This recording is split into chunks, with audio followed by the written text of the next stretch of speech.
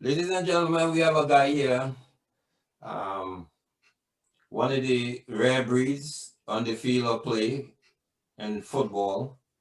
And it's always good to have these guys to hear how they think and how they operate. So, without further ado, I'll ask him to introduce himself and to let us know his background in the sport and from where he came. Yeah, my name is Lawrence Larry Williams. I am from the island of Antigua. I played ball back home, started off with a local club team called Rangers. And then from there, I went on to play with a team called Santos from a schoolboy playing with big men.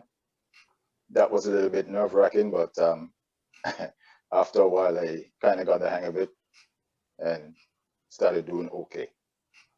When you came to Canada, what year you came to Canada? 76. 76. And when you came to Canada now, did you, what you came to Canada for in terms of, people come here to study, I know you didn't come as a pro athlete, so That's what true. was the purpose, relocation? Yeah, well, there were some things going on politically in Antigua at the time, and I had just lost my job back there because some people thought it was politically motivated, which it wasn't.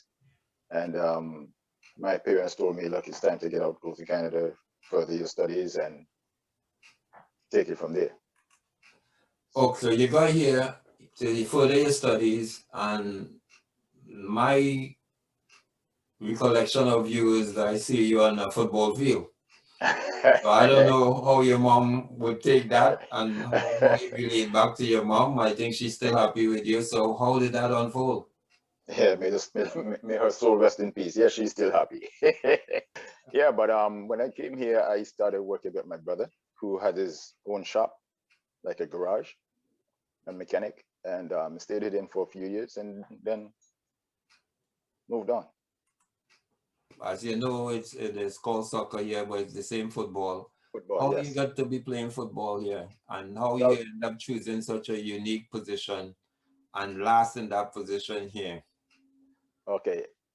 When I got here, my brother told me of a bunch of guys from Antigua who usually play ball down at Thorncliffe Park. So he took me down there one Sunday morning, and as they say, the rest is history. Right? So was that team that was Simba, right? That was Simba. Yep. Okay. Now, how you find the competition at that time in terms Well, of coming from Antigua, mhm. playing there, and were you taking a lot of goals when you came up? Because we know here in Toronto, Simba was a up and coming team, Yeah, but you still had to go through the big teams. of course. That's good. It was a learning process, obviously. Um, Back home, after playing with Santos, Santos folded, then I went and played with Jets. Jets was in the first division at the time. They weren't no Premier Division then. Jets was in the first division. They weren't too hot, really, but they had one of the best goalkeepers I've ever seen. His name is Wesley Challenger. Rest his soul in peace. And he was the one who took me under his wings and started teaching me what it took to be a goalkeeper.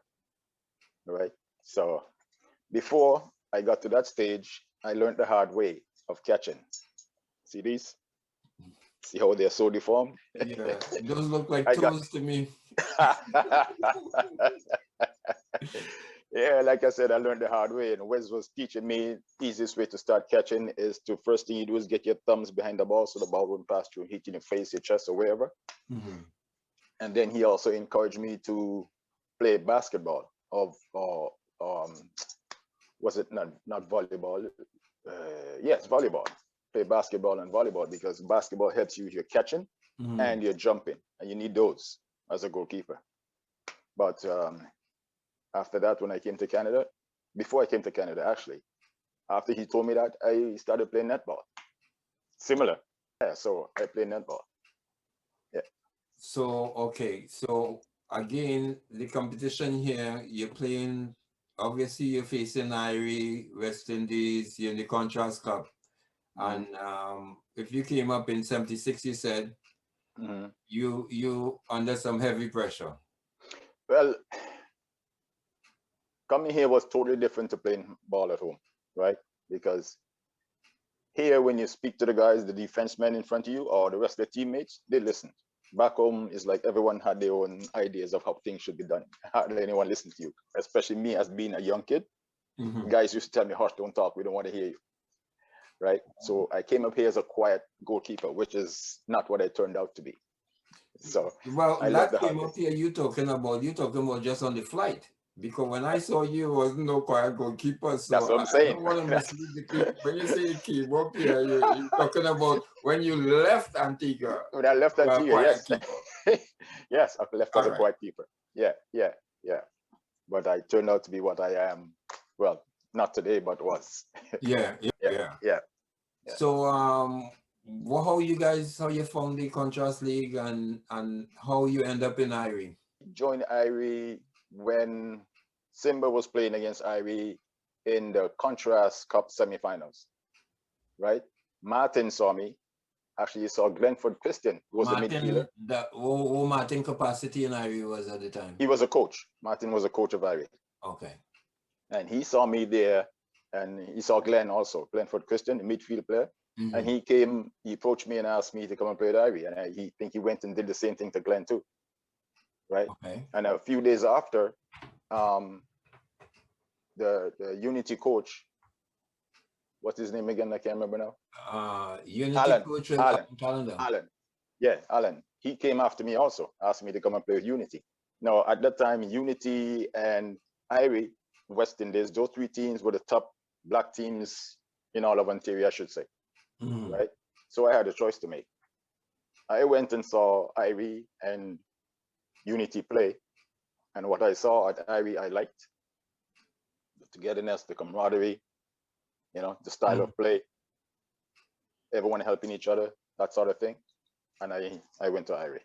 Did you know at that time, even if you were invited, if there was a timeline in between, everybody had the perception of the teams, the Irie, the Unity, and everything else, right? Right. So you people would have the version of whether you should join Irie or whether you should join Unity. Did that also play any part in it? No, it didn't.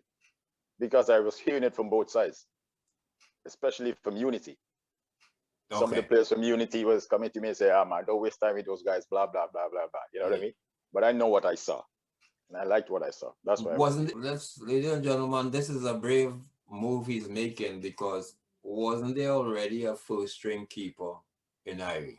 Yeah, Auburn. Right.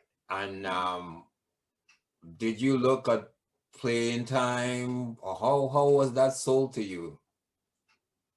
Well, I'd let my play speak for itself and let the coaches decide. Okay. Let's put it that way. All right. Okay. So you had confidence that as long as any team you're in, you can make. Oh yeah. That's good. Oh yeah. That's a good start. You have to have the confidence, Mitch. You know that. That's good. How was that for you? Apparently you go into some winning times and some benchmark in the history of the club. How was that for you in terms of the Consoles Cup? In terms of the Consoles Cup, well, you mean leading up to the Consoles Cup? You were the starting keeper of the Consoles Cup. Is that right? Yeah. I got the call. Yes. How did you get that start? Were you the starting keeper at the time, or how did you get that start? Put it this way, I think throughout the course of the season, I was getting most of the starts. I got to be honest with you with that one. Yeah, I was getting most of the starts to the Consoles Cup. I think the day before, Martin came to me and said, "You're starting tomorrow." That would make sense, because in a big game like that, I don't think you'll take a guy who wasn't playing and try to satisfy him by saying, okay, I'm giving you a final. If it's a final, more likely you're giving it your best shot. Yeah, exactly.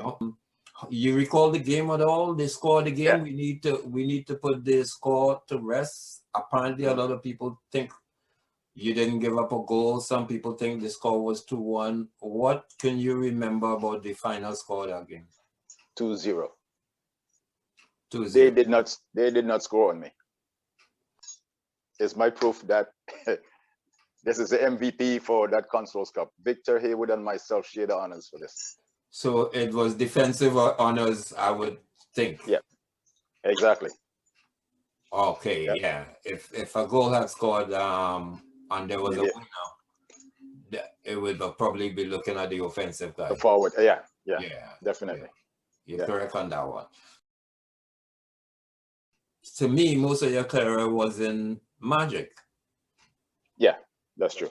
So, yes, but I know you went Irie and you went Magic and you came back Irie. So how you managed to go to Magic and for based on learning the roots of Simba now, being Antiguan based, I would suspect that Simba was always there until it discontinued and you were sharing yourself with others, but Simba was your base team. Is that correct? Correct. So when you went to Irie, Simba was still functioning? Yes. And when you went to Magic, Simba was it functioning or was dwindling at the time? It was dwindling at the time. Okay, how was that Magic experience and how you managed to go Magic? Like, you know, you went, you get some glory with Irie, Consoles Cup, one of the big accomplishments of the club. Right. And you moved on. So you end up in Magic. What caused that? There were some things going on at the time with Irie. Things weren't what it used to be. Right? There was, in every organization, sometimes you've had a little bickering, and there was a little of that going on at the time. And Bunny, who was the coach of Magic at the time, he used to play with Unity. And he knew that Alan was after me because he played, I think he was at the game against Irie for the semifinals for the Consoles Cup. He was watching that game. And you mean the Contrast Cup? Sorry, yes, the Contrast Cup. That's right. And he kept after me, asking me to come to play with Magic. Constantly. I went to watch them play and I saw that they were up and coming team and they had some good players. Magic had some very good players, Jimmy Lawson and stuff like that. Yeah. You know Jimmy, of course. They also had plenty supporters too, right? Oh yes, the club was well supported, very well supported. Yeah. Things like that just attracted me, and I went. Okay, so you're in Magic now. How was that? How was that part of your career? How was that for you? How the Magic experience? How would you chalk that up? Magic experience was. I mean, and ladies and gentlemen, just for that period, because obviously he bounced a little bit here now. This is a ball that's bouncing, you know. So, but that period, because you went back Irie and then you went back Magic. So for that period, when you left Irie and went to Magic, how was that period for you? Because I think you were still in the pink of playing. Yes, I was. So how was that? Playing. It after I left Irie and went to Magic, I felt wanted. I felt appreciated, right? Even though they had another starting goalkeeper, Gordon, right? Yeah, Gordon and I got along just fine. We worked together, and my experience there was excellent, I should say. But again, after a while, things started to change. The bickering started. So hold on. Yes. I want to make sure the public understand it has nothing to do with you and it has to do with what you actually see it. So what I saw. Is it a thing that what is it similar to what the bickering or the little discourse that you saw in Irie was happening in Magic, or is it different? Yes, it was within the club, not necessarily, certainly not between goalkeepers. No. I'm talking about within the playing aspect of the club or the administrative aspect of the club, because there's politics in club with positioning and stuff. Yeah. Then there's the other aspects with the coaching and the roster and the picking and the functioning of the team. So it was mostly among the players. When you left Irie, was it the functioning around the functioning of the team and the togetherness of the team, or was it the club structure was the problem? The functioning of the team. And with Magic now?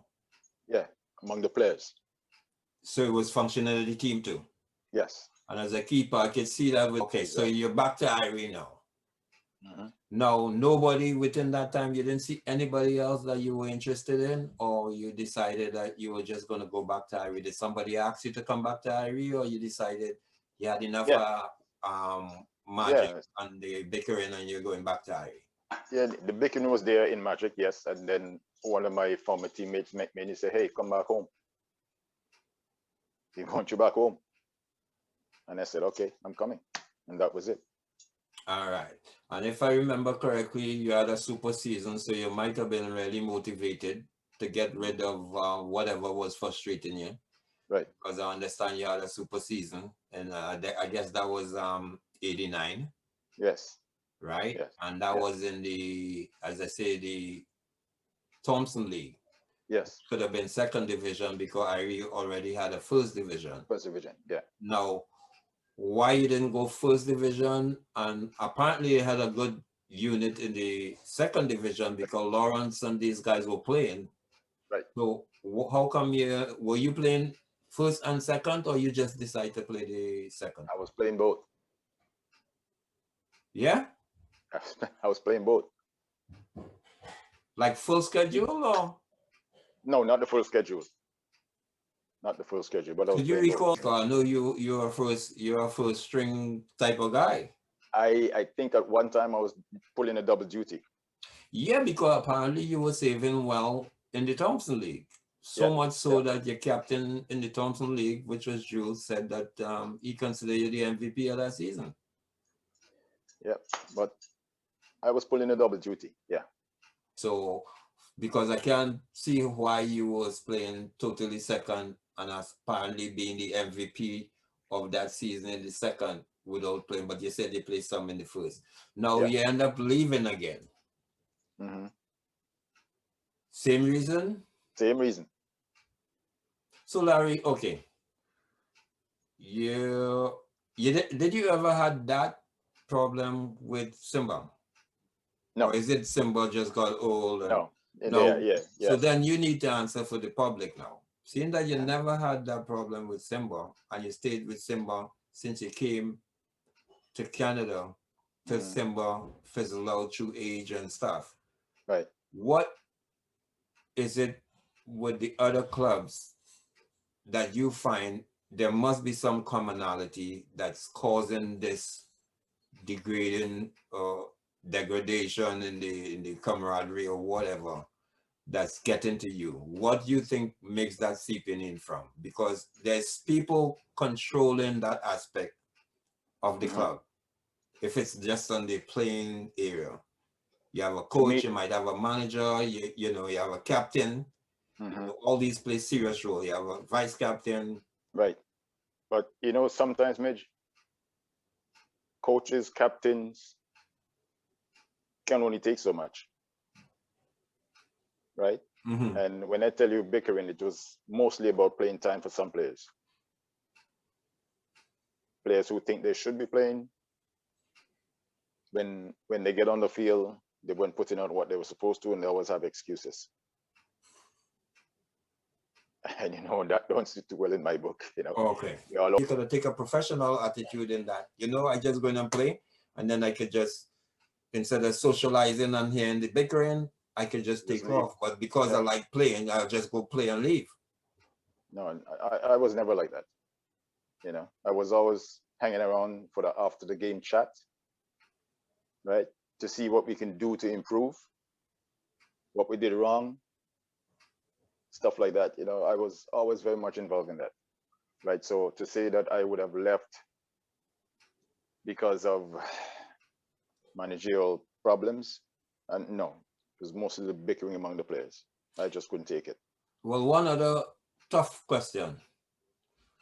Isn't there no way, seeing that it happened going into a third time, that you could have done something to impact the resolution of such, seeing that it's starting to show its head so regular in different organizations? Is there something you think now that you could have done, or you think it was beyond? Well, that was beyond me. I was like the lone voice in the wilderness talking. I used to call players aside and talk to them. Okay. Would say, yeah. But tomorrow they go play and it's the same thing. Nothing changed. Okay. So here what now? So you went back to Irie in 89, you had a super season, and then I met you in Magic in the Masters, but within that time I understand you were coaching. Right. How did you get into the coaching aspect now? I started, well, there was a female, there's a girl who was around Magic, and she decided to put a team together and wanted someone to coach them. And the committee, the Magic committee, got together and they decided that I should be, they asked me if I wanted to coach them. I should be the coach. I would be the right person to coach that team. So I said, okay. So in 96, I started coaching them. I coached them 96, and I think it was 97. I coached them, and they won the league both times. And after that, I started coaching the service league team, which was Magic's second team, playing in the service league. Mm-hmm. Right. They finished about mid-pack, I would say. Right. And then from there, I started coaching the Premier team. In 2002, I started coaching the Premier team. I coached them from 2002 to 2005. So the progression from the women's team that discontinue, so then you get your coaching, you were comfortable now in the coaching ranks. Aspect of it, yes. Yeah. Did the women's team didn't falter because of bickering? No. Personnel. There was bickering, yes, but it was under control, so to speak. It was personal, more personal. And if I recall, in the preview, you mentioned when you were taking the coaching job for the men's team, you had a talk to the guys to let them know which what's way expected up and what you guys were expecting. What was the reason for that? Is it because you didn't want to go that route again anymore? I didn't want what happened in the past to happen again. So I outlined to them exactly what I expected of them and the way we were going to train.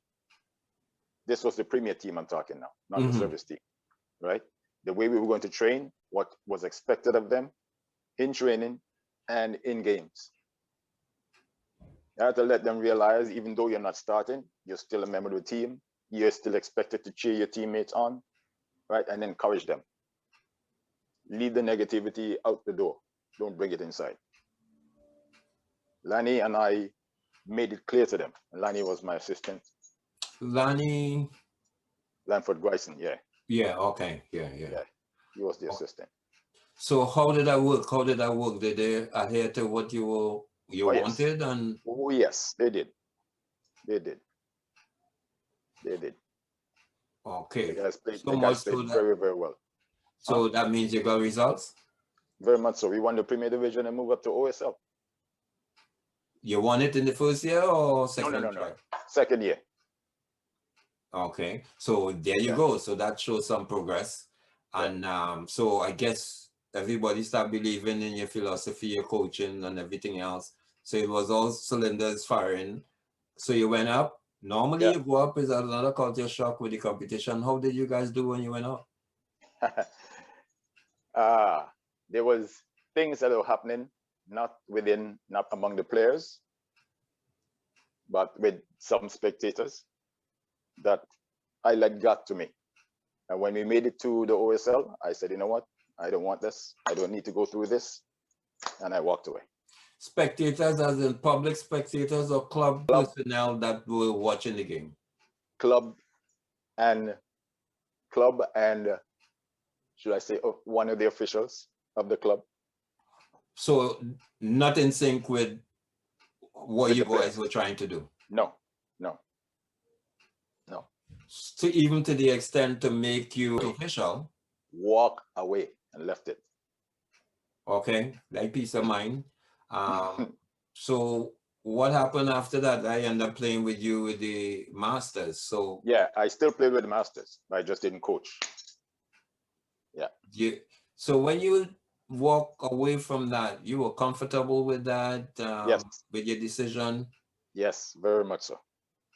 Okay, but then you still were with the organization because I saw you saving there when we were playing in the Mellow League, Yes, Masters yes, League. yes, Well, yes. that and I only knew about that since I was gonna get you for this program because in playing with you there, you used to say what you have to say with no beef. You were just dealing with issues at the game Right, on game day. Didn't exactly. seem to me that you were dealing with anything from the week before or No, 3 weeks before. no, no, no, no, So no, I no, no. only knew Let about the this past, now. let the past be the past. I don't Yes. deal with that. Yes, yeah, Yeah. Okay. yep. All right. You still play? Do you still play, or what's the situation?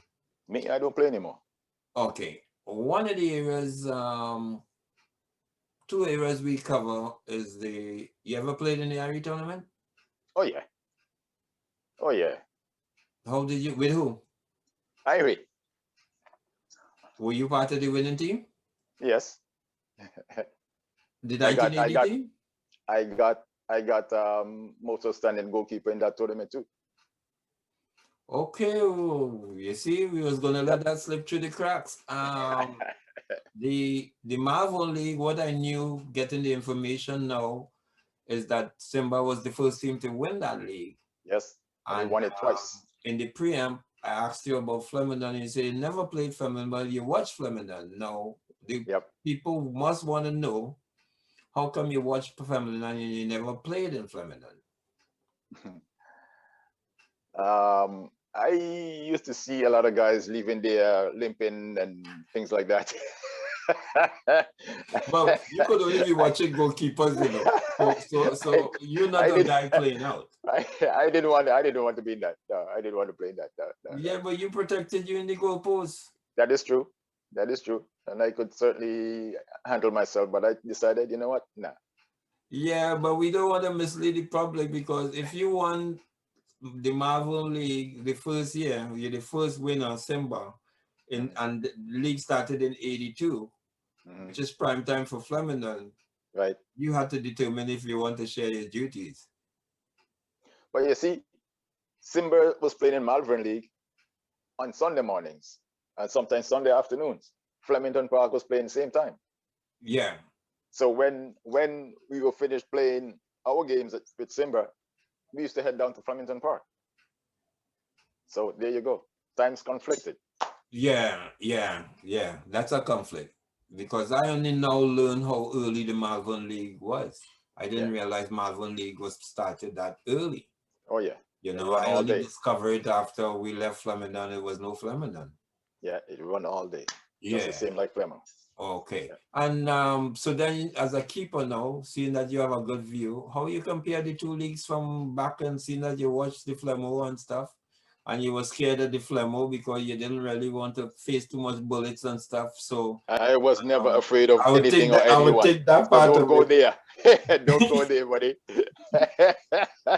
I was never afraid of anyone or anything down there. No way. Yeah, you're No scared to way. tell people about men getting injured, but you Yeah, only yeah, yeah. taking bullet. I taking bullets. It's the same Yeah, bullets. yeah. Yeah. And I know you like to go for it. I know you like to go and capture it. So I don't know, that would have been a good challenge for you. There you go. There you And this was go. in practice. This was in practice. Okay. Yeah. Yeah. Just give me anything. I say, okay. I'll toss the ball in the air and go get it. He said, go ahead. I tossed it and went and got it, and that's it. Yeah, but that's your strong point, you know. You fly, Yeah. as I say, I think you and George Bird are the two flying goalkeepers in the community here in Toronto. I Thank think you. you guys are flyers, you know. And on behalf of Birds, let me say thank you for that too. Yeah. No, Yeah. it's Yeah. true though. Birds was a It's very true. good goalkeeper. Very Yeah. good. Bird as a goalkeeper is like TC as a player. You look at them and you won't believe they can do the things they can do. They do. Yeah. Very deceptive. Yeah, Very deceptive. Yep. yeah, Yep. heavy, you know. Oh yeah. But Oh yeah. like what was the Marvel League like? Malvern League was competitive. Very competitive. Had some pretty good teams in there. Oh yeah. You won it what, twice? Twice. Okay. Don't ask don't ask me the years because I don't remember. I think the first year I think we won it was 89. No, this is No? 82. 82. 82 in the league. You said you're the first. That's what Owen boasts to me. So Okay. and I think you won it down there. I think the second time you won it is down there because I think I have the records. They send me Okay. the Okay. records now. Oh, okay. Okay, that's good. I Yeah, can't remember then. Yeah. yeah. So Yeah, but we I won it twice know for by the sure. time we start playing Simba on Thorncliffe Park and playing Simba in Malvern was two different Simba. Totally. Playing Simba on Malvern was almost a West Side kind of. Yeah. It was Dexter and Shane and these Shane and stuff. Yeah. Yeah. If you had to class I don't know. Simba, you've been in clubs. You never Mm-hmm. left Simba until Mm-hmm. Simba withdrew away, right? Right. What I don't think it's just the nationality, the Antigua nationality thing. No, look, Simba was a very diverse club, okay? We have Yeah. people from all different nationalities playing with Simba, even Africa playing Okay. with Simba. And you need to get that clear because Oh yes, oh yes, you oh need to yes. get that clear. No, Simba just attracted players. You had any position in Simba? I was a player coach for I think 2 years. Apparently, you guys used to travel to the States and Yes, yes. Every Labor Day weekend, we used to alternate. The Antigua team from there, we just called Cavaliers, used to come over and then we would go straight. We'd go back over. so it But every wasn't the other Boys year. High tournament you were going to then. No, no. So it's just hosting. Most, yes. Oh, okay. How was that? Locals. How was it? It was good. We won some and they won some because they had a bunch of good players also. A lot of the players who played for that team over in New York were ex-nationals. Okay. From Antigua. A lot of them. Okay. It was always close. The games were always close. Very, very close. Okay. So in terms of the ball here and stuff, how would you look at the community wise and the TND wise? How would you balance the two of them? I think the TND was a little bit more competitive, a little bit tighter, right? Again, with the different nationalities you had playing in the TND, all right? It was very, very, very competitive with all these Spanish, Greek, Portuguese, Italian, English, Scottish, Irish. They were all there, right? To me, that was like a miniature World Cup, all right? Because of so many different nationalities playing in the TND. It was tough. It was a tough league. Yeah. But I think a lot of teams who played down at Flemo could have done well in the TND. Very well. Yeah. But I know one of the reasons why a lot of teams didn't want to go to play TND is because of what used to go on within the league. When you got players and referees coming out the same change room, you know what I mean? Yeah. You're not going to win. Yeah, right? yeah. It was tough to get the calls. Oh yeah, very extremely frustrating. Yeah. And then there was a cost factor too.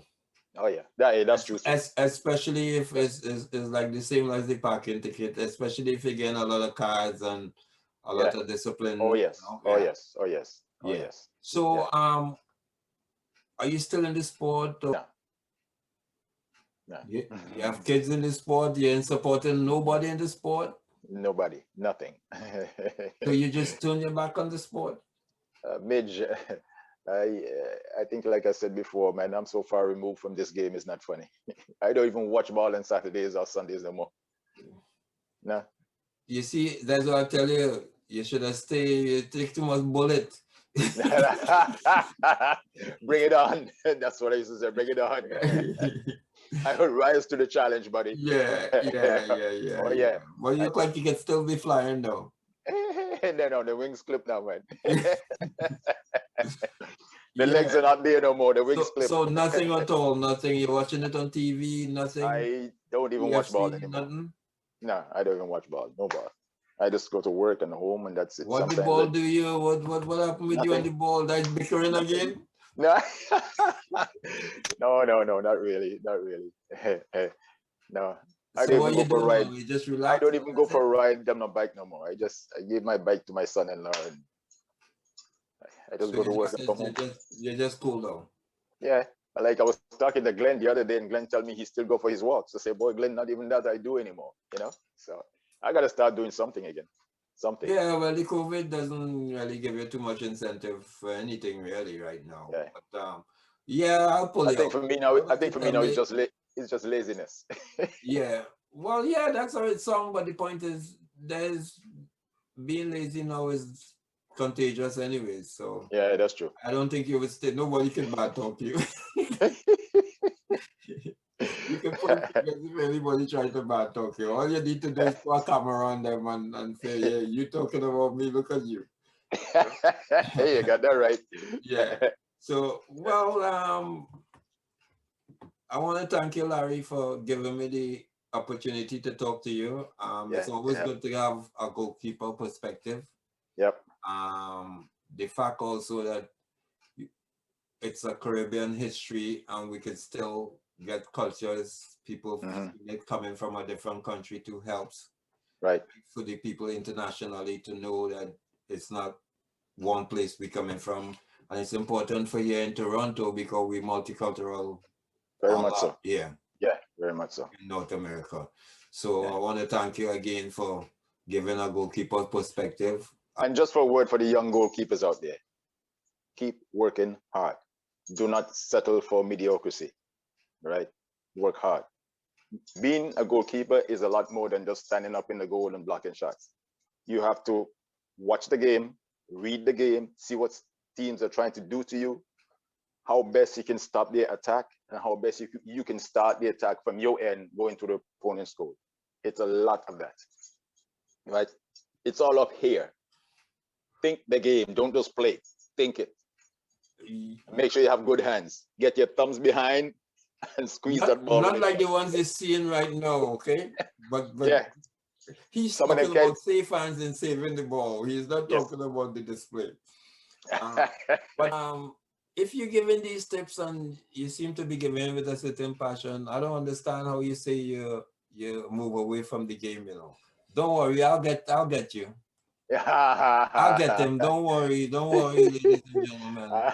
He's all mine. You'll see that smiling guy at the sideline somewhere. So Larry, again, thanks man for the time and the opportunity. Anytime, man. And stay Anytime. safe. Same bullets. Yeah, and big ups to you for what you're doing, man. Keep up the good work. All right, thanks. Yeah.